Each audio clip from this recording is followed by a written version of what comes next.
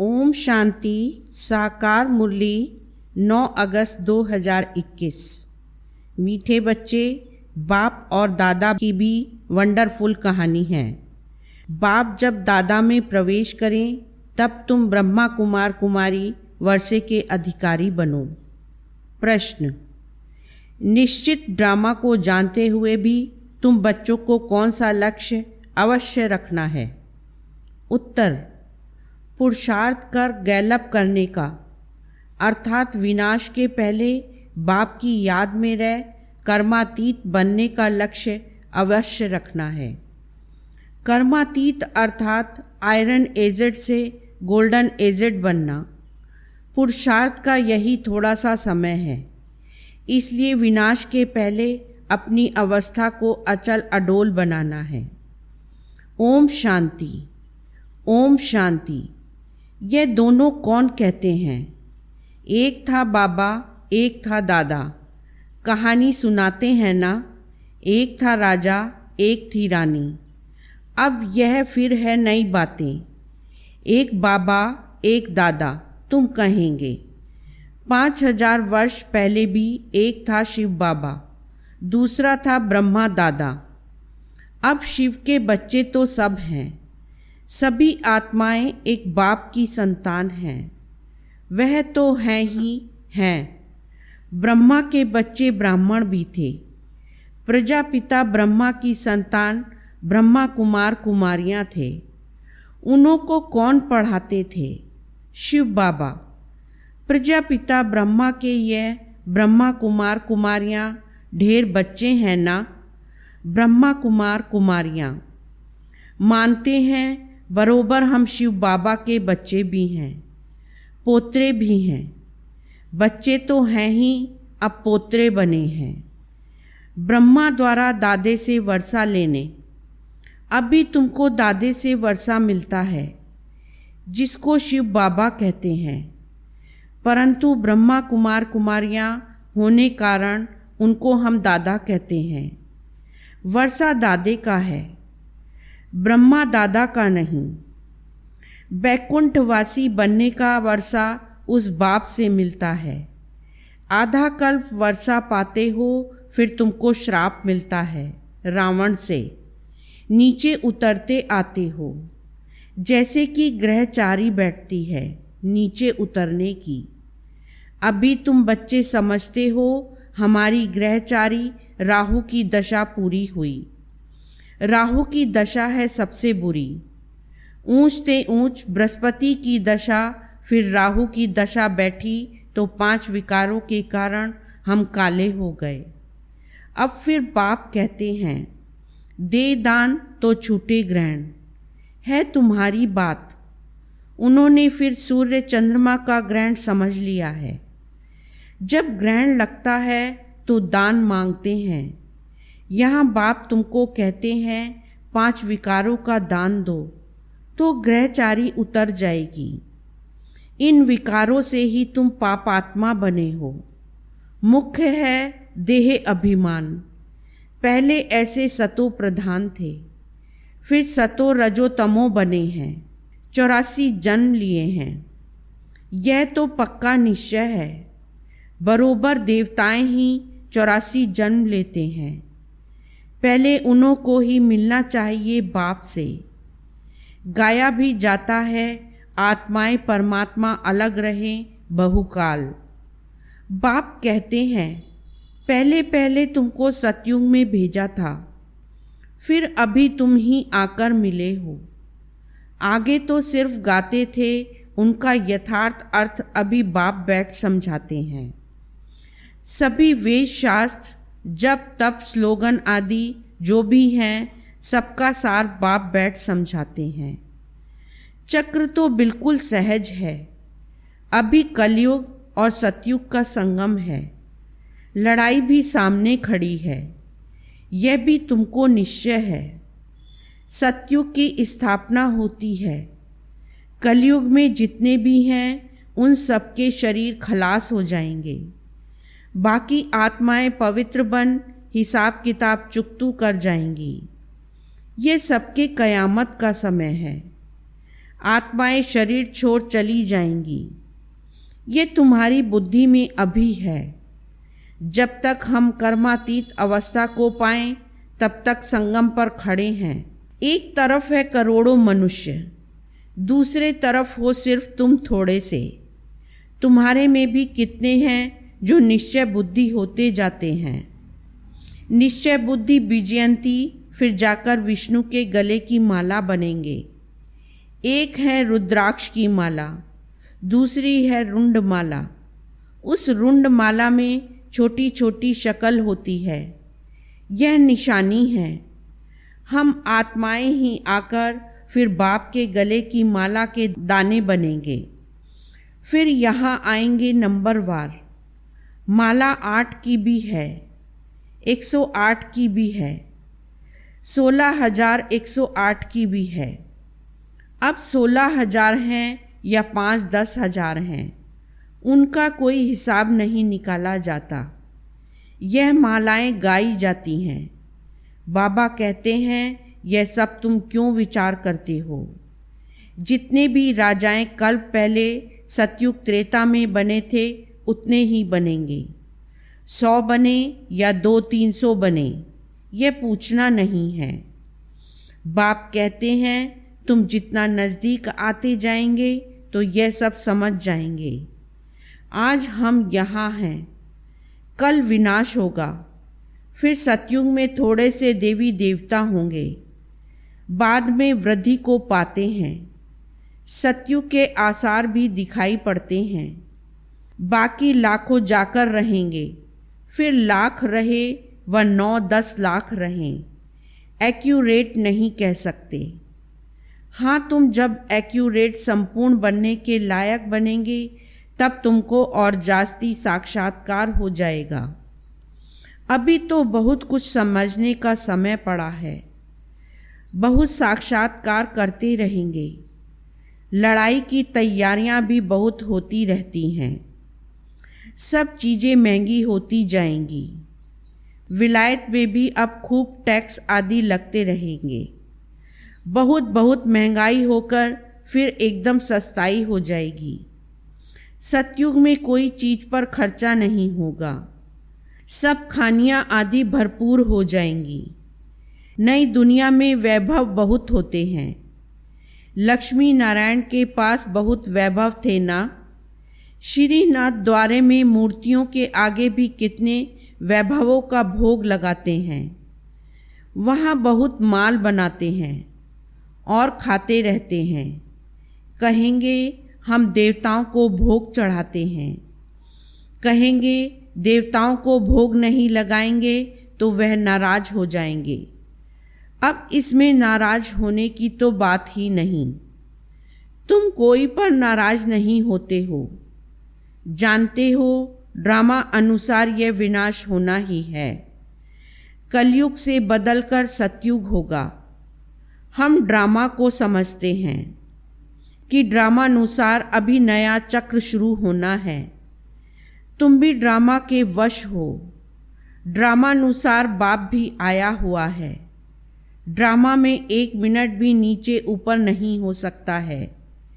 जैसे बाबा आया तुमने देखा, कल बाद भी हुबहू ऐसे होगा। शास्त्रों में तो कल्प की आयु लंबी लिख दी है। अभी तुम बच्चों की बुद्धि में है, बरोबर विनाश सामने खड़ा है। अभी तुम गैलप कर रहे हो। जानते हो बाप को याद कर हमको कर्मातीत अवस्था को जरूर पाना है, अर्थात आयरन एज से गोल्डन एज बनना है। अभी अगर पुरुषार्थ नहीं करेंगे तो पद भ्रष्ट हो जाएगा। हे आत्माएं, अभी तुम पतित बन गई हो। यह भी जानते हो बहुत किस्म के आएंगे जो और धर्म में बदली हो गए हैं। वह निकलकर आते रहेंगे, आकर अपना पुरुषार्थ करते रहेंगे बाप से वर्षा पाने। ब्राह्मण धर्म में आकर फिर देवता धर्म में आएंगे। ब्राह्मण धर्म में नहीं आएंगे तो देवता धर्म में कैसे आएंगे। ब्राह्मण दिन प्रतिदिन वृद्धि को पाते रहेंगे। देखेंगे विनाश सामने आ गया है। यह तो ठीक कहते हैं। फिर वृद्धि होती जाएगी। ब्राह्मणों का झाड़ वृद्धि को पाकर फुल हो जाएगा, फिर वापस जाएंगे। देवताओं का झाड़ बढ़ेगा। अभी तुम संगम पर राजयोग सीख रहे हो। इस संगम को कल्याणकारी युग कहा जाता है। संगम का ही गायन है। गंगा सागर का मेला दिखाते हैं। वह सब हैं भक्ति मार्ग का। यह है ज्ञान सागर और ज्ञान सागर से निकली हुई ज्ञान गंगाएं। ज्ञान सागर से पतित पावन अक्षर लगता है। वह समझते हैं पतित पावनी गंगा है और फिर गंगा में स्नान करते ही आते हैं। यह नदियाँ तो सतयुग से लेकर चलती आती हैं। आजकल तो नदियाँ भी कहाँ कहाँ डुबो देती हैं। प्रकृति भी तमो प्रधान, सागर भी तमो प्रधान हो पड़ा है। सागर थोड़ी सी उछल खाएगा तो सब कुछ खलास कर देंगे। सतयुग में सिर्फ हम थोड़े ही भारत में रहते हैं। यमुना के कंठे पर दिल्ली परिस्तान थी, फिर बननी है। सतयुग में थोड़ी ही जीव आत्माएं रहती हैं, फिर धीरे धीरे आते जाते हैं। अभी है कलयुग का अंत। कितने ढेर मनुष्य हो गए हैं।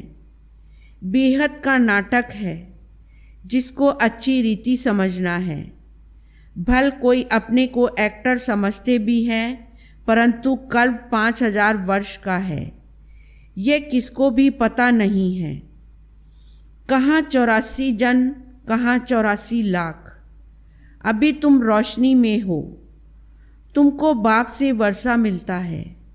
बाप कहते हैं मन मना भव। बाप को याद करना है।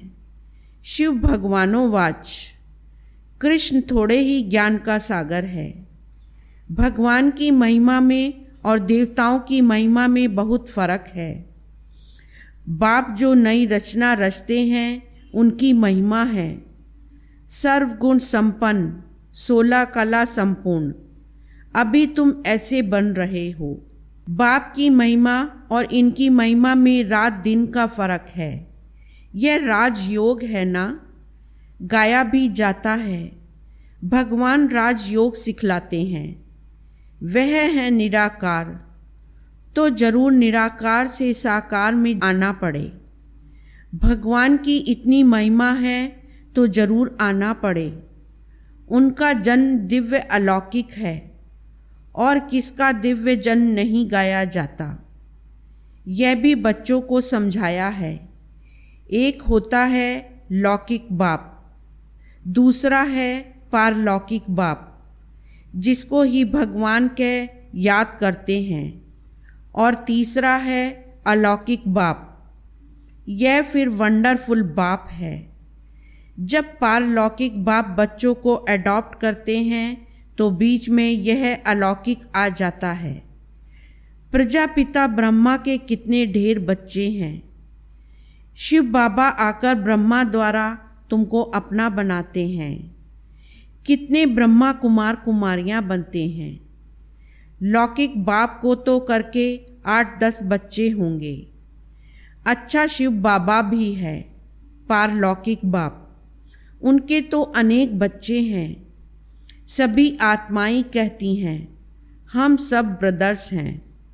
अब इस संगम पर फिर अलौकिक बाप मिलता है। ये ज्ञान तुमको वहाँ नहीं रहेगा।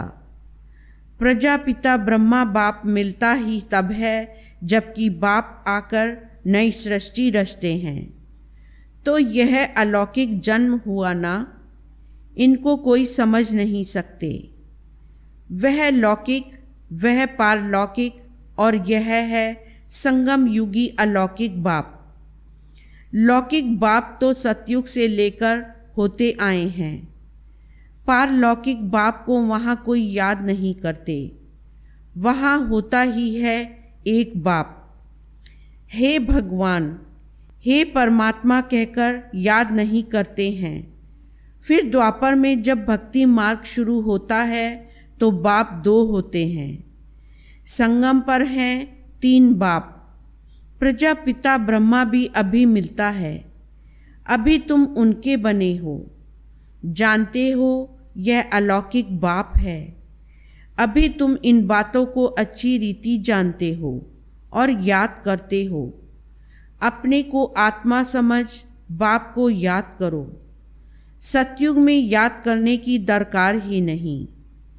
दुख में पारलौकिक बाप का सब सिमरन करते हैं। यह तो बिल्कुल सहज बात है। सतयुग त्रेता में एक बाप होता है, द्वापर में 2 बाप होते हैं। इस समय तुम अलौकिक बाप के बच्चे बने हो, जिस द्वारा तुम वर्षा लेते हो। तुम बच्चे ही ब्राह्मण बनते हो, जो फिर देवता बनेंगे। विनाश भी तुम्हारे को ही देखना है, जो तुम इन आँखों से देखेंगे। बॉम्ब्स छोड़ेंगे। मनुष्य तो मरेंगे ना। जापान में भी बॉम्ब छोड़ा, देखा ना कैसे मनुष्य मरे। अब यहाँ लड़ाइयाँ लगती रहती हैं। खुद भी कहते हैं हम तंग होते जाते हैं। 10-10 वर्ष तक भी लड़ाई चलती रहती है। बॉम्ब्स में तो चपटी में सेकंड में सब खलास हो जाएगा। चिंगारी लगती है तो शहर नष्ट हो जाते हैं। यह तो बॉम्ब्स हैं, आग भी लगनी है।